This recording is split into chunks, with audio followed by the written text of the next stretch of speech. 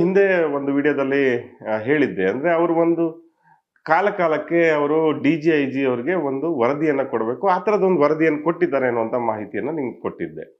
ಆ ವರದಿ ಸಾರ್ವಜನಿಕವಾಗಿ ಲಭ್ಯ ಇಲ್ಲ. ಹೀಗಾಗಿ ಎಸ್.ಐ.ಟಿ ಅವರು ಏನ್ ಮಾಡ್ತಿದ್ದಾರೆ, what exactly they are doing ಅನ್ನೋದು ಸಾರ್ವಜನಿಕವಾಗಿ ಯಾರಿಗೂ ಗೊತ್ತಿಲ್ಲ.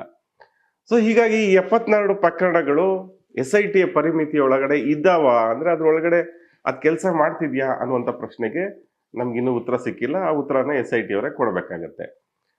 ಸೊ ಈಗ ಏನಾಗಿದೆ ಅಂತಂದ್ರೆ ಈ 74 ಪ್ರಕರಣಗಳು ಒಂದು ವೇಳೆ ಅದನ್ನ ತನಿಖೆ ಮಾಡಿ ಅಂತ ಹೇಳಿದ್ರೆ ಆ ಮುಂದೆ ಏನಾಗುತ್ತೆ ಅನ್ನೋದನ್ನ ನಾವು ಕಾದ್ ನೋಡ್ಬೇಕಾಗತ್ತೆ.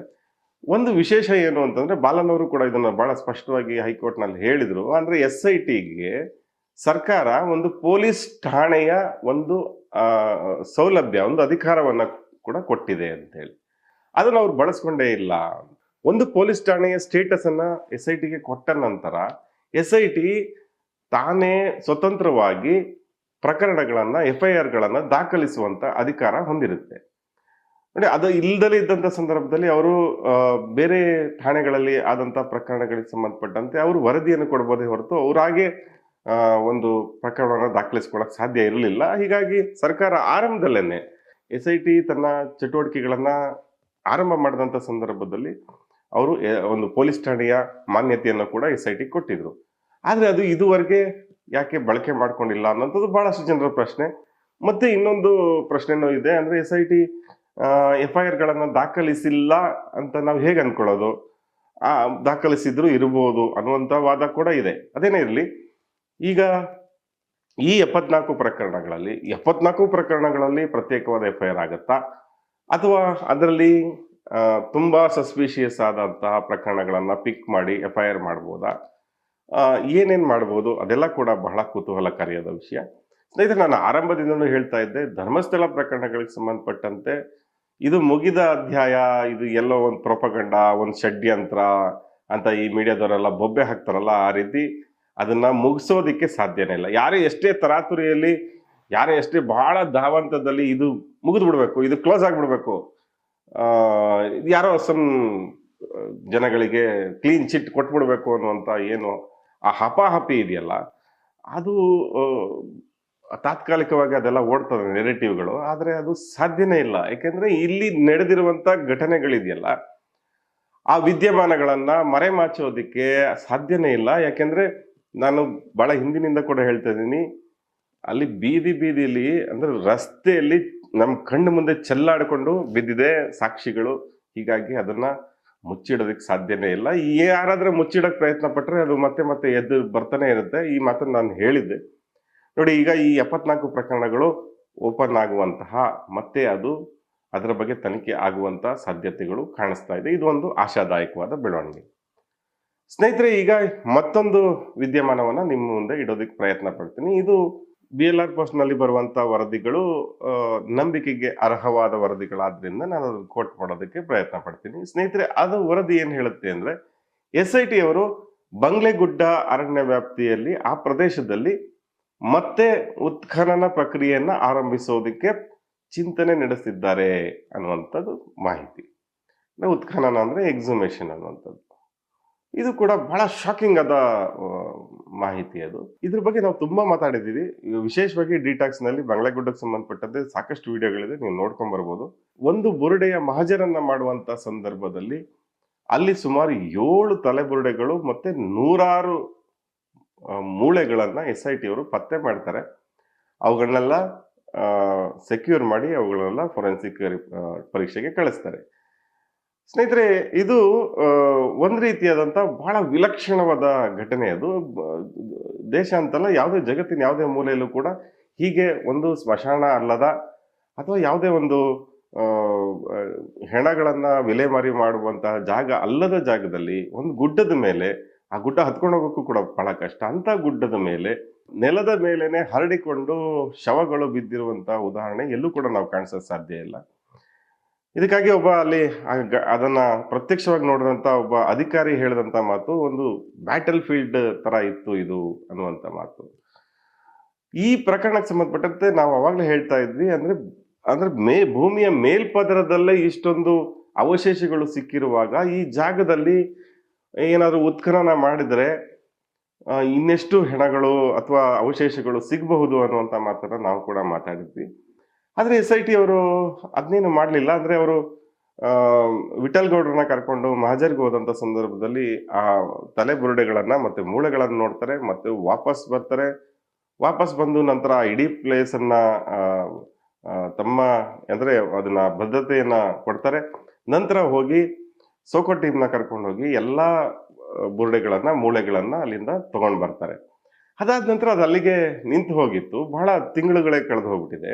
ಈ ಬಂಗ್ಲೆಗುಡ್ಡದ ಈ ನಿಗೂಢ ಕ್ರೌರ್ಯದ ಚರಿತ್ರೆ ಏನಿದೆ ಅದನ್ನ ಬಯಲು ಮಾಡುವ ನಿಟ್ಟಿನಲ್ಲಿ ಅವರು ಮತ್ತೆ ಅಲ್ಲಿ ನಾವು ಎಕ್ಸಿಬಿಷನ್ ಮಾಡಬೇಕಾಗತ್ತೆ ಅಥವಾ ಮಾಡೋದಕ್ಕೆ ಆಸಕ್ತಿ ಇದೆ ಅನ್ನುವಂಥದ್ದು ಅವ್ರ ಕಡೆಯಿಂದ ಬರ್ತಾ ಇದೆ ಅನ್ನೋದು ಬಹಳ ಮುಖ್ಯವಾದ ವಿಷಯ. ಗೊತ್ತಿಲ್ಲ ಅವರು ಈ ಎಕ್ಸಿಬಿಷನ್ ಅನ್ನ ಪ್ರೋಸೆಸ್ ಅನ್ನ ಮಾಡ್ತಾರೋ ಇಲ್ವೋ ಅಂತ. ಹಿಂದೆ ನಿಮ್ಗೆ ಗೊತ್ತಿದೆ, ಚಿನ್ನಯ್ಯ ನಾನು ನೂರಾರು ಶವಗಳನ್ನ ಹೂತಾಕಿದ್ದೀನಿ, ಆ ಜಾಗಗಳನ್ನು ತೋರಿಸಿದ್ದೀನಿ ಎಂದಾಗ ಅವರು ಆ ಚಿನ್ನಯ್ಯ ಹೇಳದಂತ ಜಾಗಗಳಲ್ಲಿ ಎಕ್ಸಿಬಿಷನ್ ಮಾಡದಂಥದ್ದು ನಾವು ಗಮನಿಸಿದ್ದೇವೆ. ಆದ್ರೆ ಇದು ಬೇರೆ ತರನೇ, ಯಾಕಂದ್ರೆ ಇದು SIT, ಇಲ್ಲಿ ಚಿನ್ನಯ್ಯನ ಪ್ರಶ್ನೆನೇ ಬರೋದಿಲ್ಲ. ಆ ಪ್ರಕರಣಕ್ಕೂ ಇದಕ್ಕೂ ಸಂಬಂಧನೂ ಕೂಡ ಇಲ್ಲ. SIT ಅವರು ತಾವಾಗಿ ಖುದ್ದಾಗಿ ಕಂಡುಕೊಂಡಂತ ಜಾಗ. ಹೀಗಾಗಿ ಅಲ್ಲಿ ಅವರು ಎಕ್ಸಿಬಿಷನ್ ಅನ್ನ ಮಾಡೋದಕ್ಕೆ ಒಂದು ಚಿಂತನೆ ನಡೆಸಿದ್ದಾರೆ ಅನ್ನುವಂತ ಮಾಹಿತಿ ಈಗ ಬರ್ತಾ ಇದೆ. ಇದು ಕೂಡ ಬಹಳ ಕುತೂಹಲಕಾರಿಯಾಗಿದೆ. ಸ್ನೇಹಿತರೆ ನೋಡಿ, SIT ತನಿಖೆಗೆ ಸಂಬಂಧಪಟ್ಟಂತೆ ಬೇರೆ ಬೇರೆ ವಲಯದಲ್ಲಿ ಬೇರೆ ಬೇರೆ ರೀತಿಯ ಚರ್ಚೆಗಳು ನಡೀತಾ ಇದೆ. ಏನೇ ಇದ್ರೂ ಕೂಡ ಅಲ್ಲಿ ಏನ್ ನಡೀತಾ ಇದೆ ಅನ್ನೋದು ಸ್ಪಷ್ಟವಾಗಿ ಮಾಹಿತಿಯನ್ನ ಅವರು ಇದುವರೆಗೂ ಎಲ್ಲೂ ಕೂಡ ಹೇಳ್ಕೊಂಡಿಲ್ಲ. ನೋಡಿ, ಮೊನ್ನೆ ಸುರೇಶ್ ಕುಮಾರ್ ಅವರು, ಮಾಜಿ ಸಚಿವರು, ಭಾರತೀಯ ಜನತಾ ಪಕ್ಷದ ನಾಯಕರು, ವಿಧಾನಸಭೆಯಲ್ಲಿ ಒಂದು ಸಾರಾಸಗಟಾಗಿ ಸುಳ್ಳು ಹೇಳಿ ಸಿಗಾಕೊಂಡ್ರು. ಅಂದ್ರೆ IPS ಅಧಿಕಾರಿ ಅನುಚೇತ್ ಅವರು SIT ಒಳಗೆ ಇಲ್ಲ, ಅವರು ಅದನ್ನ ಹೊರಗೆ ಬಂದಿದ್ದಾರೆ ಅನ್ನುವಂತ ತಪ್ಪಾದ ಸುಳ್ಳು ಮಾಹಿತಿಯನ್ನ ಅವರು ವಿಧಾನಸಭೆಯಲ್ಲಿ ಹೇಳ್ಕೊಂಡ್ರು. ವಿಧಾನಸಭೆಯಲ್ಲಿ ನೋಡಿ, ಈ ಶಾಸಕರುಗಳು ಬಾಯಿಗೆ ಬಂದಂಗೆ ಮಾತಾಡ್ತಾರೆ. ಅವ್ರಿಗೆ ಕನಿಷ್ಠ ಈ ತರದ ಸೆನ್ಸಿಟಿವ್ ಆದ ಇಶ್ಯೂಸ್ ಅಲ್ಲಿ ಸತ್ಯವನ್ನ ತಿಳಿದುಕೊಂಡು ಸರಿಯಾಗಿ ಹೋಮ್ವರ್ಕ್ ಮಾಡಿಕೊಂಡು ಮಾತಾಡುವಂತ ವ್ಯವಧಾನ ಮತ್ತೆ ಒಂದು ತಿಳುವಳಿಕೆ ಇರಬೇಕಾಗತ್ತೆ ನಮ್ಮ ಶಾಸಕರುಗಳಿಗೆ. ಆದ್ರೆ ಸುರೇಶ್ ಕುಮಾರ್ ಬೇಕಾಬಿಟ್ಟಿ ಮಾತಾಡಿದ್ರು. ನಂತರ ಅದು ಕೂಡ ವರದಿ ಆಯ್ತು, ಇವರು ಸುಳ್ಳು ಹೇಳ್ತಿದ್ದಾರೆ ಅಂತ. ಯಾಕೆಂದ್ರೆ ಅನುಚೇತ್ ಅವರು ಈಗಲೂ ಕೂಡ SIT ಅಲ್ಲಿ ಅವ್ರ ಕೆಲಸ ಮಾಡ್ತಾ ಇದ್ದಾರೆ. ಸ್ನೇಹಿತರೆ, ಹೀಗೆ ಬಹಳಷ್ಟು SIT ಬಗ್ಗೆ ಊಹಾಪೋಹದ ಮಾತುಗಳು ಎಲ್ಲ ವಲಯದಲ್ಲೂ ಕೂಡ ಇದೆ. ಅಲ್ಲಿ ಎಕ್ಸಾಕ್ಟ್ ಆಗಿ ಏನ್ ನಡೀತಾ ಇದೆ ಅನ್ನುವಂಥದ್ದು ಕೆಲವು ದಿನಗಳಲ್ಲಿ, ತಿಂಗಳುಗಳಲ್ಲಿ ಅದು ಬಹಿರಂಗ ಆಗಬಹುದು. ಅಲ್ಲಿವರೆಗೂ ನಾವು ಕಾಯ್ಬೇಕಾಗತ್ತೆ. ಸ್ನೇಹಿತರೆ, ಮೂರನೇ ವಿಷಯ ನಾನು ನಿಮ್ ಮುಂದೆ ಪ್ರಸ್ತಾಪ ಮಾಡಬೇಕಾಗಿರುವಂಥದ್ದು ಮಹೇಶ್ ಶೆಟ್ಟಿ ತಿಮ್ರೋಡಿ ಅವರಿಗೆ ಸಂಬಂಧಪಟ್ಟಂತ ಕೇಸ್. ಈ ಕೇಸ್ಗೆ ಸಂಬಂಧಪಟ್ಟಂತೆ ಗಡೀಪಾರು ಕೇಸು. ಈ ಕೇಸಿಗೆ ಸಂಬಂಧಪಟ್ಟಂತೆ ನಾನು ಹಲವಾರು ವಿಡಿಯೋಗಳನ್ನ ಮಾಡಿದ್ದೇನೆ, ನೀವು ಗಮನಿಸಿರ್ತೀರಿ ಅಂತ ಭಾವಿಸ್ತೇನೆ. ಪುತ್ತೂರಿನ AC ಸ್ಟೆಲ್ಲಾ ವರ್ಗೀಸ್ ಅವರು ಏನ್ ಗಡೀಪಾರು ಆದೇಶಗಳನ್ನ ಮಾಡಿದ್ರು, 2 ಆದೇಶಗಳನ್ನ ಮಾಡಿದ್ರು, ಎರಡೂ ಕೂಡ ದೋಷಪೂರಿತವಾಗಿದ್ವು ಅನ್ನೋದು ಬಹಳ ಸ್ಪಷ್ಟ. ಇದನ್ನ ನಾನು ಅವರ ಮೊದಲ ಆದೇಶ ಬಂದ ಸಂದರ್ಭದಲ್ಲೂ ಕೂಡ ವಿಡಿಯೋ ಮಾಡಿ ಹೇಳಿದ್ದೆ. ಈ ಆರ್ಡರ್ನ, ಈ ಗಡೀಪಾರು ಆದೇಶವನ್ನ ನ್ಯಾಯಾಲಯಗಳು ಒಪ್ಕೊಳ್ಳೋಕೆ ಸಾಧ್ಯನೇ ಇಲ್ಲ. ಯಾಕೆಂದ್ರೆ ಇಲ್ಲಿ ಈ ತರದ ದೋಷಗಳಿದೆ, ಬರಿಗಣ್ಣಿಗೆ ಕಾಣುವಂತ ದೋಷಗಳಿವೆ ಅಂತ ಹೇಳಿ. ಮತ್ತೆ ಅದು ಹೈಕೋರ್ಟ್ಗೆ ಹೋಯ್ತು. ಹೈಕೋರ್ಟ್ನಲ್ಲಿ ಮಹೇಶ್ ಶೆಟ್ಟಿ ತಿಮ್ರೋಡಿ ಅವರು ಅರ್ಜಿ ಸಲ್ಲಿಸಿದ್ರು, ಅವ್ರ ಪರ ವಕೀಲರು ವಾದ ಮಾಡಿದ್ರು. ಆಗ ಆ ಕೇಸನ್ನ ವಾಪಸ್ ಸ್ಟೆಲ್ಲಾ ವರ್ಗೀಸ್ ಅವ್ರಿಗೆ ಕಳಿಸಿದ್ರು, ನೀವು ಇದನ್ನ ಸರಿ ಮಾಡಿಕೊಂಡು ಆದೇಶವನ್ನ ಮಾಡಬಹುದು ಅಂತ ಹೇಳಿ. 2ನೇ ಬಾರಿ ಅವರು ಸ್ಟೆಲ್ಲಾ ವರ್ಗೀಸ್ ಅವರು ಅದನ್ನ ಮಾಡಿದಂತ ಸಂದರ್ಭದಲ್ಲೂ ಕೂಡ ಮತ್ತೆ ಕೆಲವು ದೋಷಗಳನ್ನ, ಅಂದ್ರೆ ಬಹಳ ಗಂಭೀರದ ಸ್ವರೂಪದ ದೋಷಗಳನ್ನ ಅವರು ಮಾಡಿದ್ದಾರೆ ಎನ್ನುವಂಥದ್ದು. ಯಾಕೆಂದ್ರೆ ಈಗ ಮತ್ತೆ ತಿರ್ಗಾ ಅದು ಹೈಕೋರ್ಟ್ ಮತ್ತೆ ಸ್ಟೆಲ್ಲಾ ವರ್ಗೀಸ್ ಅವ್ರಿಗೆ ವಾಪಸ್ ಕಳಿಸಿದೆ. ನೋಡಿ, ಪುತ್ತೂರಿನ AC ಅಂದ್ರೆ AC ನ್ಯಾಯಾಲಯದಲ್ಲಿ ನಡೆದಂತ ಒಂದು ಪ್ರಕ್ರಿಯೆ. ಅದಕ್ಕೆ ಸಂಬಂಧಪಟ್ಟಂತೆ ವಿಜಯ್ ವಸಂತ್ ಪೂಜಾರಿ ಅವರನ್ನ ನಾವು ಡಿಟಾಕ್ಸ್ ನಲ್ಲಿ ಮಾತಾಡಿಸಿದ್ವು. ಅವ್ರು ಹೇಳಿದ್ರು, ನಮ್ಗೆ ಅವಕಾಶನೇ ಕೊಟ್ಟಿಲ್ಲ, ಪ್ರತಿವಾದಿಗಳಾದ ನಮ್ಗೆ ಅವಕಾಶನೇ ಕೊಟ್ಟಿಲ್ಲ. ಒಂದು ಗಡೀಪಾರು ಪ್ರಕ್ರಿಯೆ ಅನ್ನುವಂಥದ್ದು ಇದೆಯಲ್ಲ, ಅದು ಬಹಳ ಸೆನ್ಸಿಟಿವ್ ಆದ ವಿಷಯ. ಅದು ಒಬ್ಬ ವ್ಯಕ್ತಿಯ ವೈಯಕ್ತಿಕ ಸ್ವಾತಂತ್ರ್ಯವನ್ನು ಕಿತ್ಕೊಳ್ಳುವಂತ ವಿಷಯ ಅದು. ಮತ್ತೆ ನೋಡಿ, ಒಬ್ಬ ವ್ಯಕ್ತಿ ಒಂದು ಪ್ರದೇಶದಲ್ಲಿ ವಾಸ ಮಾಡ್ತಾ ಇರ್ತಾನೆ, ಅವನ ರಿಲೇಟಿವ್ಸು, ಅವನ ಹೆಂಡತಿ ಮಕ್ಕಳು, ಮನೆ, ಅವನ ಸಂಬಂಧಪಟ್ಟಂತ ಆ ಎಲ್ಲ ವಾತಾವರಣವನ್ನ ಬಿಟ್ಟು ಇನ್ಯಾವುದೋ ಒಂದು ಜಾಗದಲ್ಲಿ ಹೋಗಿ ಅವನು ಬದುಕು ಅಂತ ಹೇಳಿ ಕಳಿಸೋದಿದೆಯಲ್ಲ, ಅವನ ಬದುಕುವ ಹಕ್ಕನ್ನ ಕಿತ್ಕೊಂಡಂಗಂತೆ ಅನ್ನುವಂಥದ್ದು ಮಾತಿರ್ತದೆ. ಹೀಗಾಗಿ ಈ ತರದ ಕೇಸ್ ಗಡೀಪಾರಿನ ಕೇಸನ್ನ ಹ್ಯಾಂಡಲ್ ಮಾಡ್ಬೇಕಾದ್ರೆ ಬಹಳ ಕೇರ್ಫುಲ್ ಆಗಿ ಮಾಡ್ಬೇಕಾಗತ್ತೆ. ಇಲ್ಲಿ ಏನಾಗಿದೆ, ಅವ್ರಿಗೊಂದು ಅವಕಾಶವನ್ನು ಕೊಡಬೇಕಿತ್ತು, ಕೊಟ್ಟಿರ್ಲಿಲ್ಲ. ಆದ್ರೆ 2ನೇ ಬಾರಿ ಅವರ ವಕೀಲರನ್ನ ಕರೆಸ್ಕೊಂತಾರೆ ಎಸಿ ಅವರು. ಆದ್ರೆ ಅವರ ಆದೇಶದಲ್ಲಿ ಮಹೇಶ್ ಶೆಟ್ಟಿ ತಿಮರೋಡಿ ಅವರ ಪರವಾದ ವಕೀಲರು ಅವರು ಮಾಡಿದಂತ ಕ್ಲೇಮ್ಸ್ ಏನಿತ್ತು, ಅವರು ಕೊಟ್ಟಂತ ಸೈಟೇಷನ್ಸ್ ಏನಿತ್ತು, ಅವರು ಕೊಟ್ಟಂತ ಅಫಿಡೇವಿಟ್ ಏನಿತ್ತು, ಅದನ್ನ ಸೇರಿಸಲೇ ಇಲ್ಲ ಅಂತ. ಅದು ಸೇರಿಸದಲ್ಲೇ ಇರೋದ್ರಿಂದಾಗಿ ಅದು ಅಪೂರ್ಣ ಆಗಿದೆ, ಆ ಗಡೀಪಾರು ಆದೇಶಕ್ಕೆ ಬಯಾಸ್ಡ್ ಆಗಿ ಕಾಣಿಸುತ್ತೆ ಅನ್ನುವಂಥದ್ದು ಮಾಹಿತಿ. ಅಂದ್ರೆ ಏನಾಗುತ್ತೆ ಅಂತಂದ್ರೆ, ಈ ಕಾನೂನು ಭಾಷೆಯಲ್ಲಿ ನಾವು ಹೇಳೋದಾದ್ರೆ, ವಾದಿಗಳಿರ್ತಾರೆ, ಪ್ರತಿವಾದಿಗಳಿರ್ತಾರೆ ಪ್ರಕರಣಗಳಲ್ಲಿ. ಇಲ್ಲಿ ಸ್ಟೆಲ್ಲಾ ವರ್ಗೀಸ್ ಅವರು ಪೊಲೀಸರ ಮಾಹಿತಿಯನ್ನ ಆಧರಿಸಿ ಅವರು ಆದೇಶವನ್ನ ಮಾಡಿದ್ದಾರೆ. ಅವ್ರಿಗೆ ಅಧಿಕಾರ ಇರುತ್ತೆ, ಒಂದು ಎಕ್ಸಿಕ್ಯೂಟಿವ್ ಮ್ಯಾಜಿಸ್ಟ್ರೇಟ್ ಪೋಸ್ಟ್ ಅಲ್ಲಿ ಅವರಿದ್ದಾರೆ. ಅಂದ್ರೆ ಅವರ ನ್ಯಾಯಾಲಯ, ಎಸಿ ಅವರ ನ್ಯಾಯಾಲಯದಲ್ಲಿ ಈ ತರ ತೀರ್ಮಾನವನ್ನ ಮಾಡ್ತಾರೆ. ಆದ್ರೆ ಮಾಡುವಂತ ಸಂದರ್ಭದಲ್ಲಿ ಅವರು ಯಾರ ವಿರುದ್ಧ ಅವರು ಈ ಕ್ರಮ ತಗೋತಾ ಇದ್ದಾರೋ ಅವರಿಗೆ ಸಂಬಂಧಪಟ್ಟಂತೆ ಅವರ ವಾದವನ್ನು ಕೂಡ ಆಲಿಸ್ಬೇಕಾಗತ್ತೆ, ಅವರ ವಾದವನ್ನು ಕೂಡ ಪರಿಗಣನೆಗೆ ತಗೋಬೇಕಾಗತ್ತೆ. ಇವರು ಆಲಿಸಿದ್ದಾರೆ, ಅದೇ ಪರಿಗಣನೆಗೆ ತಗೊಂಡ ಹಾಗೆ ಕಾಣ್ತಾ ಇಲ್ಲ. ಯಾಕೆಂದ್ರೆ ಅವರ ಆದೇಶದಲ್ಲಿ ಆ ಮಾಹಿತಿ ಯಾವುದು ಕೂಡ ಇಲ್ಲ. ನೋಡಿ, ಈ ಗಡೀಪಾರು ಆದೇಶಗಳಿಗೆ ಸಂಬಂಧಪಟ್ಟಂತೆ ಹೈಕೋರ್ಟ್ಗಳಲ್ಲಿ ಮತ್ತೆ ಸುಪ್ರೀಂ ಕೋರ್ಟ್ನಲ್ಲಿ ಸಾಕಷ್ಟು ಆದೇಶಗಳು ಇದೆ. ಅಂದ್ರೆ ಗಡೀಪಾರು ಆದೇಶಗಳನ್ನ ಮಾಡಬಾರದಂತ ಸನ್ನಿವೇಶಗಳನ್ನ ಅಥವಾ ಯಾಕೆ ಮಾಡಿರೋದು ತಪ್ಪು ಅನ್ನೋದನ್ನ ಈ ಆದೇಶಗಳು ಬಹಳ ಸ್ಪಷ್ಟವಾಗಿ ಹೇಳ್ತವೆ. ಯಾವ್ಯಾವ ಕಾರಣಗಳಿಗಾಗಿ ಈ ತಪ್ಪು ಅನ್ನೋದು ಕೂಡ ಬಹಳ ಸ್ಪಷ್ಟವಾಗಿದೆ. ಮಹೇಶ್ ಶೆಟ್ಟಿ ಅವ್ರ ಪ್ರಕರಣಕ್ಕೆ ಸಂಬಂಧಪಟ್ಟಂತೆ ಕೂಡ ಬಹಳ ಗಂಭೀರವಾಗಿ ನಮಗೆ ಮೇಲ್ನೋಟಕ್ಕೆ ಕಾಣಿಸುವಂತ ದೋಷಗಳು ಕಾಣಿಸ್ತವೆ. ಅಂದ್ರೆ ಕಾನೂನಿನ ದೋಷಗಳು ಕಾಣಿಸ್ತವೆ. ಇದು ಒಂದು ರೀತಿಯಾದ ಒಂದು ರಾಜಕೀಯ ಕಾರಣಕ್ಕಾಗಿ ನಡೀತಾ ಇರುವಂತಹ ಪ್ರಹಸನ ಅನ್ನುವಂತ ಅನುಮಾನ ಹುಟ್ಟಿಸುವಂತಹ ಪ್ರಕರಣ ಇದು. ಅಂದ್ರೆ ಪೊಲಿಟಿಕಲ್ ಕಾರಣಕ್ಕಾಗಿ, ಯಾವುದೋ ಒಂದು ರಾಜಕೀಯ ದ್ವೇಷಕ್ಕಾಗಿ ಇದನ್ನ ಮಾಡ್ಲಾಗ್ತಾ ಇದೆ ಅನ್ನುವಂಥದ್ದು ಬಹಳ ಸ್ಪಷ್ಟವಾಗಿ ಕಾಣಿಸುತ್ತೆ. ಅಂದ್ರೆ ಒಟ್ಟಿನಲ್ಲಿ ಈ ಮಹೇಶ್ ಶೆಟ್ಟಿ ತಿಮರೋಡಿ ಅವರ ಬಾಯಿ ಮುಚ್ಚಿಸ್ಬಿಡ್ಬೇಕು, ಅವ್ರೇನೋ ಮಾತಾಡ್ದಂಗೆ ಮಾಡ್ಬೇಕು, ಅವರ ಬೆಂಬಲಿಗರಿಗೆ ಒಬ್ಬ ನಾಯಕ ಅಲ್ಲಿ ಸ್ಥಳೀಯವಾಗಿ ಇಲ್ದಂಗೆ ನೋಡ್ಕೋಬೇಕು, ಈ ಹೋರಾಟವನ್ನ ಹತ್ತಿಕ್ಬೇಕು, ಈ ಕಾರಣಕ್ಕಾಗಿ ಇದನ್ನೆಲ್ಲ ಮಾಡ್ಲಾಗ್ತಾ ಇದೆ ಅಂತ ಹೇಳಿ ಅವರ ಅಭಿಮಾನಿಗಳು ಹೇಳ್ತಾರೆ.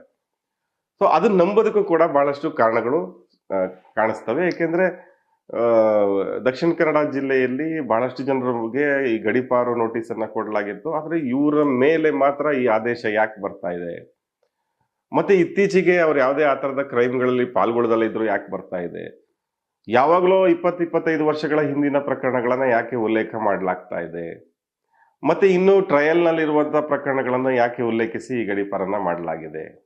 ಅಂದ್ರೆ ಇನ್ನು ಪೊಲೀಸರು ತನಿಖೆನೇ ಮಾಡಿಲ್ಲ, ಅವ್ರು ಬಿ ರಿಪೋರ್ಟ್ ಕೂಡ ಹಾಕ್ಬೋದು. ಅಂತಹ ಪ್ರಕರಣಗಳನ್ನು ಇಟ್ಕೊಂಡು ಯಾಕೆ ಇವರು ಈ ಆದೇಶದಲ್ಲಿ ಅದನ್ನೆಲ್ಲ ಕಾಣಿಸಲಾಗಿದೆ.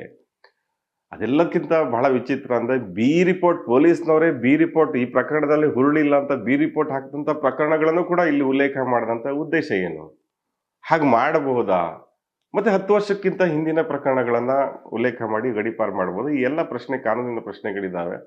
ಅದಕ್ಕೆ ಉತ್ತರ ಸಿಗ್ಬೇಕು ಅಂತಂದ್ರೆ ಇವರು 2 ವಾದಗಳನ್ನ ಇಡಬೇಕಾಗತ್ತೆ. ಅಂದ್ರೆ ಪೊಲೀಸ್ನವ್ರು ಏನ್ ಕೊಟ್ಟಿದ್ರು, ಅವರಿಗೆ ಮನವಿ ಏನ್ ಕೊಟ್ಟಿದ್ರು ಎಸಿ ಅವರಿಗೆ, ಅದ್ರ ಜೊತೆಗೆ ಮಹೇಶ್ ಶೆಟ್ಟಿ ತಿಮರೋಡಿ ಅವರ ವಾದ ಎರಡನ್ನೂ ಇಟ್ಕೊಂಡು ಅವರು ಯಾವುದು ಸರಿ ಅಂತ ಹೇಳಿ ಅವ್ರು ತೀರ್ಮಾನ ಮಾಡಬೇಕಿತ್ತು.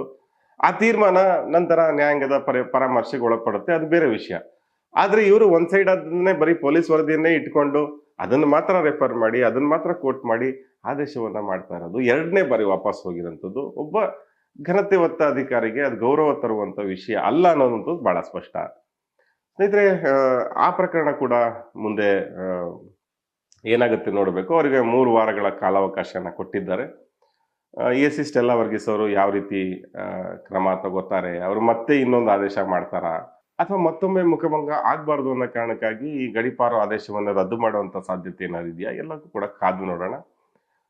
ಧರ್ಮಸ್ಥಳ ಪ್ರಕರಣಗಳಿಗೆ ಸಂಬಂಧಪಟ್ಟಂತೆ ಇನ್ನಷ್ಟು ಬೆಳವಣಿಗೆಗಳು ಒಂದೊಂದಾಗಿ ನಡೀತಾ ಇದೆ.